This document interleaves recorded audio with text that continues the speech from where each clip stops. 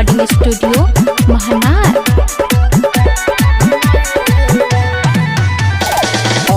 के सावन में उताब नाही लइले सखी रे सजना मना देव घर गइले।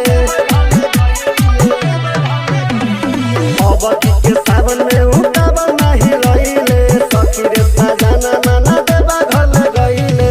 बाबा धन सखी रे मिठैया हमके खियैले ना।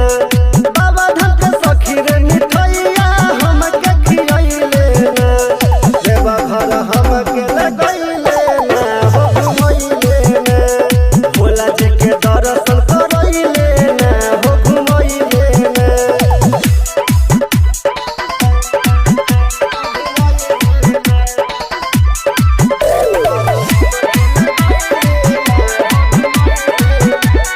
Recording studio महानार।